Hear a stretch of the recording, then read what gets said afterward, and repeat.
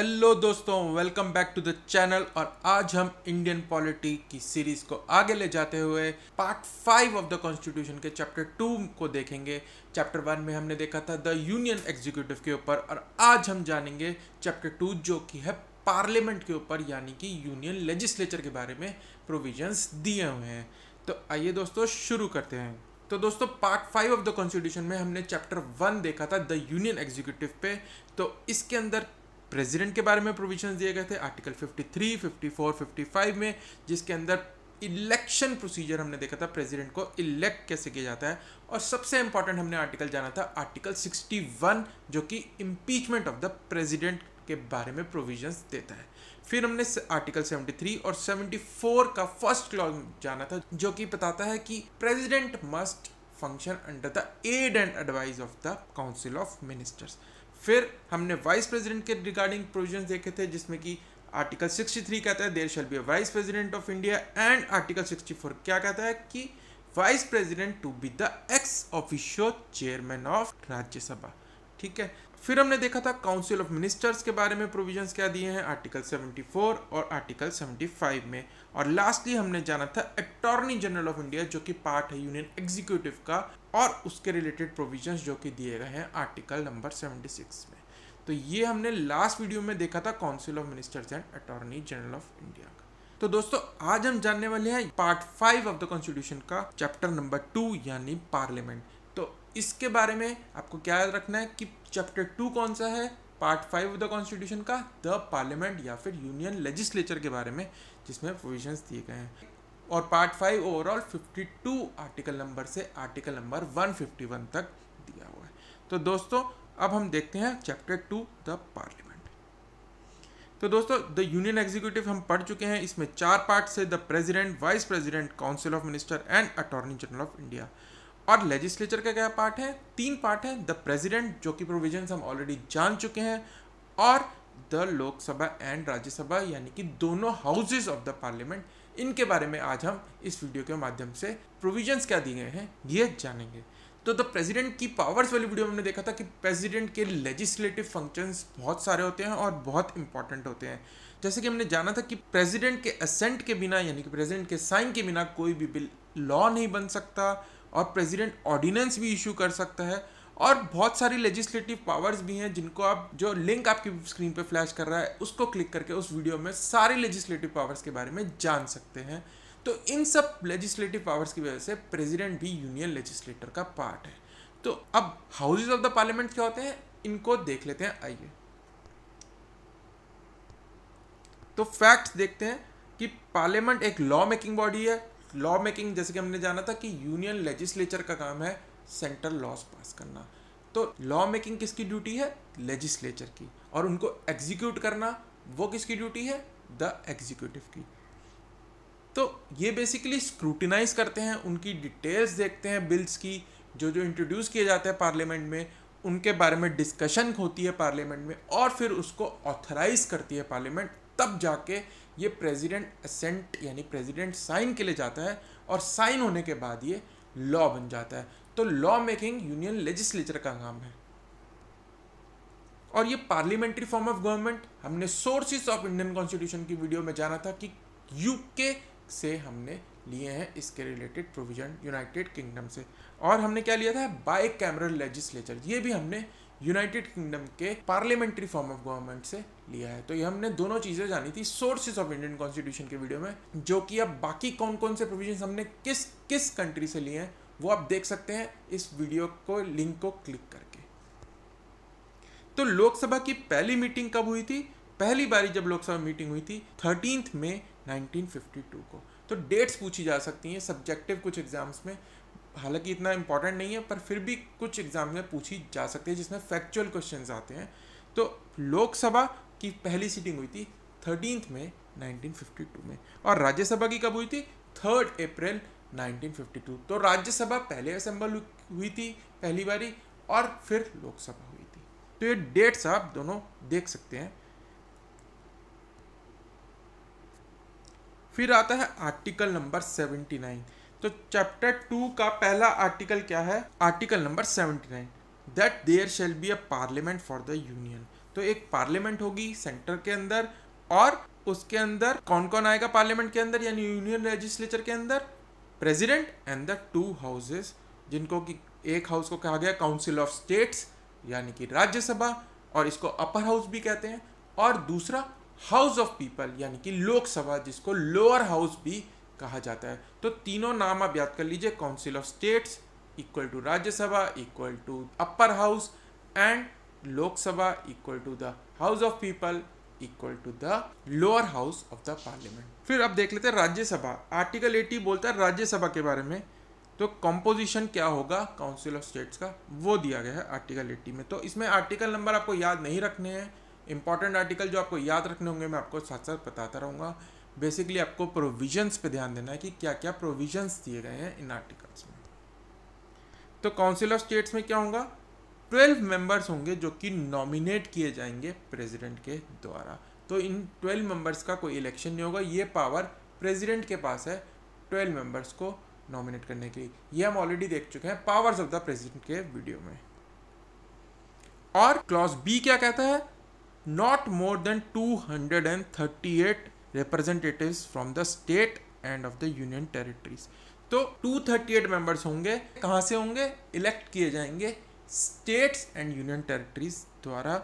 और ये कैसे होगा, बाय इनडायरेक्ट इलेक्शन, यानी कि जनता डायरेक्टली वोट नहीं करेगी राज्यसभा में।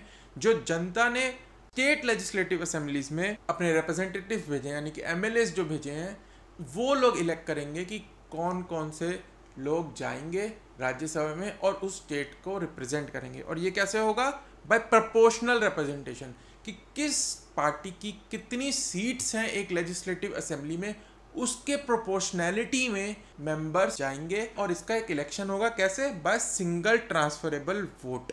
तो ये हम जान चुके हैं सिंगल ट्रांसफरेबल वोट कैसा होता है प्रेसिडेंट के इलेक्शन में।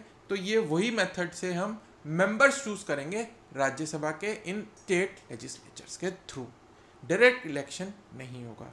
तो 12 members nominate and 238 members elected by the elected members of the state legislative assemblies। तो स्टेट्स की लेजिस्लेटिव असेंबलीज के इलेक्टेड मेंबर्स ही वोट करेंगे राज्यसभा के इलेक्शन के लिए। और जिन जिन यूनियन टेरिटरी में स्टेट लेजिस्लेटिव असेंबलीज हैं जैसे कि दिल्ली एंड पौंडीचेरी, तो उन्हीं के मेंबर्स राज्यसभा में होंगे। तो यूनियन टेरिटरी सिर्फ दिल्ली और पौंडीचेरी के 3 and 1 रिस्पेक्टिवली मेंबर्स हैं राज्यसभा में। 3 मेंबर्स दिल्ली के हैं और 1 मेंबर है पौंडीचेरी का, जो कि स्टेट की लेजिस्लेटिव असेंबलीज ने इलेक्ट करे हैं। तो टोटल कितने मेंबर्स हो गए राज्यसभा में, 250 मेंबर्स। और इनकी कितनी सीट्स होंगी, किस स्टेट की पर्टिकुलर कितनी सीट्स होंगी राज्यसभा में, कितने मेंबर्स एक स्टेट से इलेक्ट होके जाएंगे राज्यसभा में, ये दिया गया है शेड्यूल 4 में। तो ये आप याद कर लीजिए। वैसे हम ये शेड्यूल्स वाली वीडियो में जो हम बनाएंगे उसमें जरूर देखेंगे सारे schedules of the Indian constitution, लेकिन साथ साथ जो जो शेड्यूल्स आ रहे हैं आप एक बार याद भी कर सकते हैं हर वीडियो में। तो शेड्यूल 4 कहता है कि किस स्टेट की कितनी सीट्स होंगी राज्यसभा में। तो आप शेड्यूल का नाम याद रख सकते हैं, ठीक है। तो ये प्रेजेंट राज्यसभा का एक डायग्रामेटिक रिप्रेजेंटेशन है कि पार्टी वाइज कितनी सीट्स हैं राज्यसभा में। अभी 245 मेंबर्स ही हैं, 5 वेकेंट हैं। तो members to be nominated by the president वो कौन से होंगे, 12 जो मेंबर प्रेसिडेंट के पास पावर है राज्यसभा में नॉमिनेट करने की बिना इलेक्शन के, वो किस बेसिस पे होगा, वो लोग जिनकी स्पेशल नॉलेज है या प्रैक्टिकल एक्सपीरियंस है 4 फील्ड्स में। कौन कौन सी, literature, science, art and social service. तो अब ये 4 फील्ड्स याद कर लीजिए, literature, science, art and social service में जिनको एक्सपीरियंस है या स्पेशल नॉलेज है वो लोग प्रेसिडेंट नॉमिनेट कर सकता है। तो अब इसमें सचिन तेंदुलकर जब नॉमिनेट किए गए थे तो अभी कंट्रोवर्सी हुई थी कि किसी भी 4 में से वो नहीं सेटिस्फाई करते थे, पर उनको अंडर आर्ट वाली कैटेगरी में उनको सिलेक्ट किया गया था। तो ये 4 फील्ड्स आपको याद करनी है। और स्टेट्स की रिप्रेजेंटेशन राज्यसभा में जो शेड्यूल 4 में दी गई हैं कि स्टेट की कितनी सीट्स होंगी, ये डिपेंड करेगा उस स्टेट की पॉपुलेशन पे, ठीक है। तो पॉपुलेशन क्राइटेरिया होता है स्टेट रिप्रेजेंटेशन का। अब आते हैं लोकसभा पे। तो लोकसभा आर्टिकल 81 में दिए गए प्रोविजंस, क्या कंपोजिशन होगा, तो पहले not more than 530 members chosen bye direct election from territorial constituencies in the state. States में 530 मेंबर्स इलेक्ट होंगे। कैसे? डायरेक्ट इलेक्शन से, जो कि जनरल इलेक्शन होता है उसके अंदर हम अपने एमपीज जो इलेक्ट करते हैं वो डायरेक्टली लोकसभा के पार्ट बन जाते हैं। तो कॉन्स्टिट्यूंसीज बनाई जाएंगी और हर कॉन्स्टिट्यूंसी में से एक जना मेंबर इलेक्ट होगा जो कि लोकसभा का मेंबर बनेगा, उस कॉन्स्टिट्यूंसी को रिप्रेजेंट करेगा लोकसभा के अंदर। तो सिंगल मेंबर कॉन्स्टिट्यूंसीज होंगी, डायरेक्ट इलेक्शन होगा और 530 मेंबर्स होंगे डायरेक्टली फ्रॉम द स्टेट्स। और यूनियन टेरिटरीज में दे रखा है कि 20 मेंबर्स रिप्रेजेंट करेंगे यूनियन टेरिटरीज को, chosen in a manner as parliament में प्रोवाइड बाय लॉ। तो ये दिया गया है कि पार्लियामेंट जैसा चाहे एक लॉ बना के उसके हिसाब से ये 20 मेंबर्स यूनियन टेरिटरीज के आ जाएंगे लोकसभा के अंदर। तो पार्लियामेंट ने क्या लॉ इनेक्ट करा है? पार्लियामेंट ने लॉ इनेक्ट करा है कि ये जो यूनियन टेरिटरीज के मेंबर होंगे ये भी डायरेक्टली इलेक्शन से ही आएंगे, इलेक्ट होके डायरेक्ट इलेक्शन होगा इन यूनियन टेरिटरीज के अंदर, और जो जीतेगा वो सिंगल मेंबर कॉन्स्टिट्यूंसी से लोकसभा का उस यूनियन टेरिटरी को रिप्रेजेंट करेगा। ठीक है। और लास्टली प्रेसिडेंट जैसे राज्यसभा में 12 मेंबर्स कर सकते हैं, लोकसभा में प्रेसिडेंट सिर्फ 2 मेंबर्स कर सकते हैं नॉमिनेट। और इनकी क्वालिफिकेशन क्या है? ये बेसिकली एंग्लो इंडियन कम्युनिटी के होंगे, उनको ही नॉमिनेट कर सकते हैं प्रेसिडेंट अगर उन्हें लगता है कि ये कम्युनिटी एडिक्वेटली रिप्रेजेंटेड नहीं है लोकसभा के अंदर। ठीक है। तो 2 members of Anglo Indian community. तो टोटल कितने हो गए? 552। इतना ही मैक्सिमम स्ट्रेंथ हो सकती है लोकसभा की।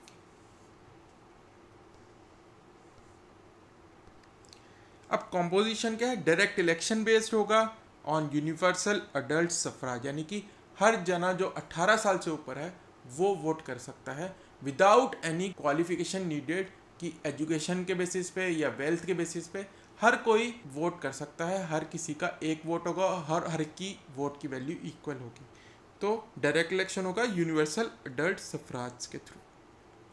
अब कितनी सीट्स किस स्टेट को दी जाएंगी? राज्यसभा में हमने देखा था कि पॉपुलेशन के बेसिस पे होता है, स्टेट्स को अलॉट की गई है कि स्टेट की पॉपुलेशन है उसी बेसिस। अब लोकसभा में कैसे होता है वो देख लेते हैं। वो भी ये कहते हैं कि the ratio between number of seats allotted to the states and the population of the states equal होना चाहिए as far as possible for all state, यानी कि total population of the state divided by the number of seats allot जितनी की गई हैं उस state को लोकसभा के अंदर, उनका रेशियो हर स्टेट के लिए इक्वल होना चाहिए as far as possible approximately. यानी कि हम मान लेते हैं यूपी की पॉपुलेशन है 20 करोड़ और यूपी को कितनी सीट्स दी गई हैं लोकसभा में? 80।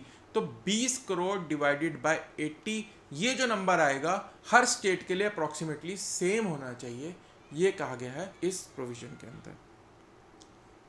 और स्टेट के अंदर कैसे डिवाइड होंगी टेरिटोरियल कॉन्स्टिट्यूएंसी, वो भी दे रखा है कि स्टेट के अंदर जो 80 सीट्स जो यूपी को सपोज करो दी गई हैं उनको कैसे अलॉट करना है, वो भी दिया गया कि रेशियो ऑफ ईच कॉन्स्टिट्यूएंसी, जो हम कॉन्स्टिट्यूएंसी बनाएंगे एक जहां से एक मेंबर आएगा, उसके अंदर जो पॉपुलेशन को वो रिप्रेजेंट कर रहा है वो सेम हो। तो ये कैसे? The ratio between population of the constituency and the number of seats allotted वो सेम होगा थ्रू आउट द स्टेट। तो बेसिकली प्रोविजन यही कह रहा है कि जो पॉपुलेशन एक एमपी रिप्रेजेंट कर रहा है वो हर एमपी की सेम होनी चाहिए एज फार एज पॉसिबल। ठीक है।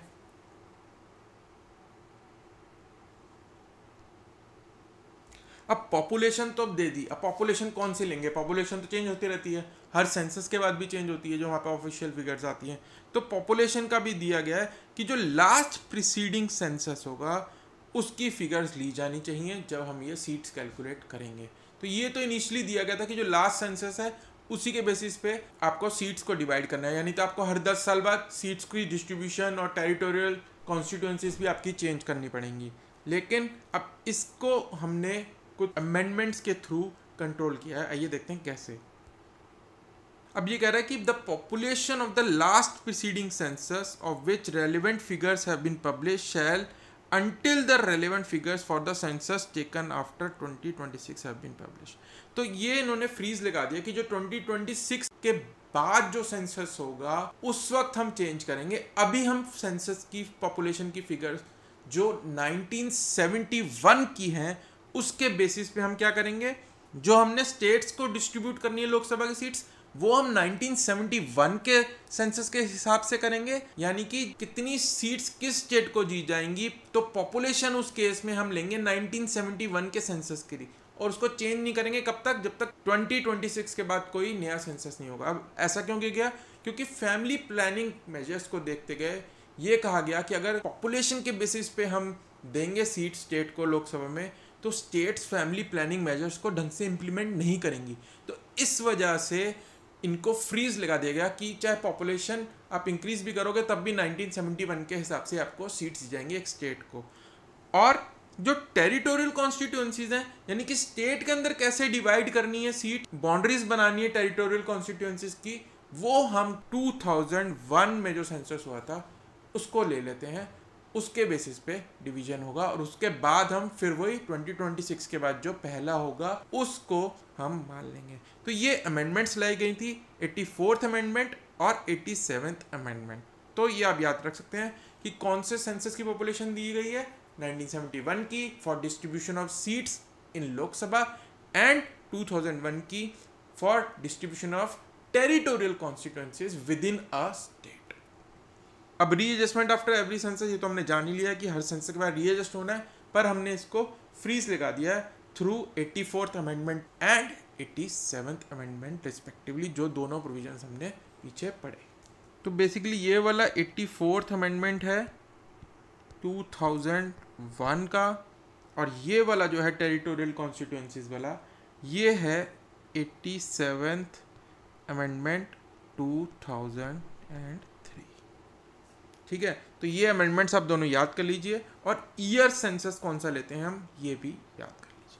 तो ये हम जान ही चुके हैं, रीएडजस्टमेंट ऑफ सीट्स होनी चाहिए हर सेंसस के बाद, पर हमने फ्रीज कर दिया, ये दिया गया आर्टिकल 82 में। नंबर आपको याद करना ज़रूरी नहीं है।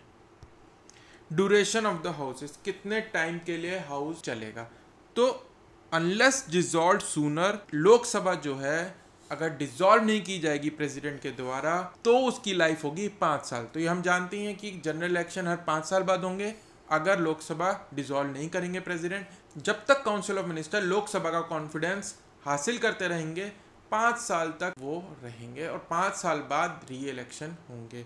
ठीक है, ये तो हमें पता ही है। अब राज्यसभा क्या है, आर्टिकल 83 कहता है कि राज्यसभा जो है वो डिसॉल्व नहीं की जाएगी। ये बहुत इंपॉर्टेंट है, राज्यसभा एक कॉन्टिन्यूस हाउस है, इसको डिसॉल्व नहीं किया जा सकता।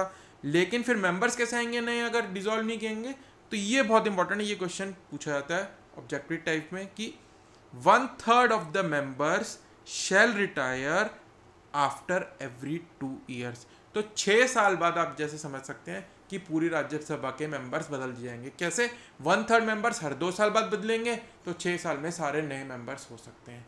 तो ये आपको याद रखना है कि the 1/3 of the members of Rajya Sabha हर 2 साल बाद रिटायर होंगे और नए आएंगे उनकी जगह, नए इलेक्शन होंगे, और राज्यसभा को डिसॉल्व नहीं किया जा सकता। तो अभी भी हमने देखा है जून के महीने में राज्यसभा के इलेक्शंस हुए थे कुछ स्टेट्स में कुछ सीट्स के लिए। तो ये जो हैं वो इसी क्लॉज के आधार पे हैं कि 1/3 को हमें रिटायर करना है एवरी 2 years में। ये नोट है कि द प्रोक्लेमेशन ऑफ इमरजेंसी, जब इमरजेंसी लगी होगी देश के अंदर तो लोकसभा जो है वो क्या कर सकती है, एक्सटेंड कर सकती है लोकसभा का टेन्योर जो 5 साल का है उसको भी एक्सटेंड कर सकती है बाय 1 year। तो ये क्वेश्चन इंपॉर्टेंट है कि लोकसभा का टेन्योर कौन एक्सटेंड कर सकता है, पार्लियामेंट कर सकती है बाय 1 year एवरी टाइम, हर बारी 1 year के लिए कर सकती है, लेकिन not in any case beyond a period of 6 months after proclamation has ceased to operate। यानी जब इमरजेंसी हट गई है उसके 6 महीने के बाद वो नहीं एक्सटेंड कर सकती, 6 महीने के अंदर नए इलेक्शन कराने होंगे। जब इमरजेंसी खत्म हो गई है उसके 6 महीने तक मैक्सिमम एक्सटेंड किया जा सकता है टर्न्योर, और ये कैसे कर जा सकता है, एट 1 year एट ए। तो क्वालिफिकेशन देख लेते हैं फटाफट कि लोकसभा के मेंबरशिप के लिए क्या क्वालिफिकेशन चाहिए। एक तो पर्सन जो है वो सिटीजन होना चाहिए इंडिया का, उनकी एज क्या होनी चाहिए, 25 years ऑफ एज होनी चाहिए, और राज्यसभा के लिए कितनी होनी चाहिए, 30 years एज होनी चाहिए। ये आपको याद रखना है। लोकसभा के लिए 25 years यानी इलेक्शन में खड़ा होना है आपको, और लोकसभा के लिए तो 25 साल मिनिमम एज है, राज्यसभा के लिए 30 साल है, और प्रेसिडेंट के लिए हम जान चुके हैं और वाइस प्रेसिडेंट के लिए कितनी है, 35 years। तो ये आप तीनों याद कर लीजिए। और राज्यसभा के लिए भी सिटीजन होना ज़रूरी है। और क्वालिफिकेशन क्या है?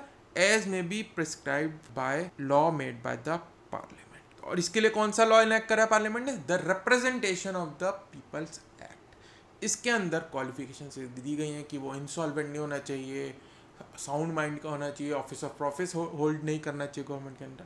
तो ये सारी चीज़ें दी गई हैं the representation of the people act 1951 में। Sessions of the parliament. तो आर्टिकल 85 क्या कहता है? The president can summon houses, क्योंकि प्रेसिडेंट लेजिस्लेटर का पार्ट है तो वो समन कर सकता है बोथ हाउसेस को जब उसकी मर्जी हो कि कौन से टाइम पे लगाना है हमें सेशन। बट इसके अंदर कंडीशन क्या है, ये इंपॉर्टेंट है कि 2 सेशंस के बीच में 6 महीने का डिफरेंस नहीं होना चाहिए, उससे कम होना चाहिए।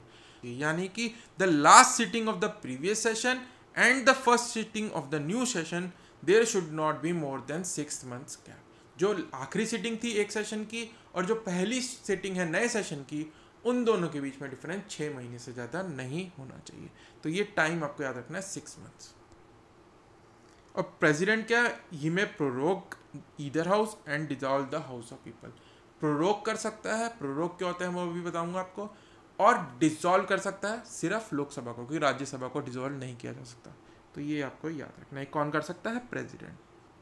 अब आ जाते हैं sitting of the house. Sitting of the house कब कैसे खत्म की जा सकती है? By dissolution, prorogation and adjournment. तो डिसोल्यूशन क्या है कि पीएम कह रहा है कि he no longer commands the confidence of the Lok Sabha, कि हमें लोकसभा में कॉन्फिडेंस कमांड नहीं करते, यानी हम माइनॉरिटी गवर्नमेंट हो गए हैं, तो आप हाउस को डिसॉल्व कर दीजिए और इलेक्शंस करा दीजिए। तो ये पीएम रेकमेंड करता है प्रेसिडेंट को, यानी कि काउंसिल ऑफ मिनिस्टर रेकमेंड करते हैं। तो प्रेसिडेंट डिसॉल्व कर सकता है हाउस को और नए इलेक्शन करा सकता है, या फिर प्रोरोग कर सकता है। प्रोरोग का मतलब कि किसी भी सेशन को दोनों हाउसेस के प्रेसिडेंट खत्म कर सकते हैं, यानी डिसकंटिन्यू कर सकता है विदाउट डिसॉल्विंग इट, यानी उसको डिसॉल्व नहीं करा पर सेशन को खत्म कर दिया।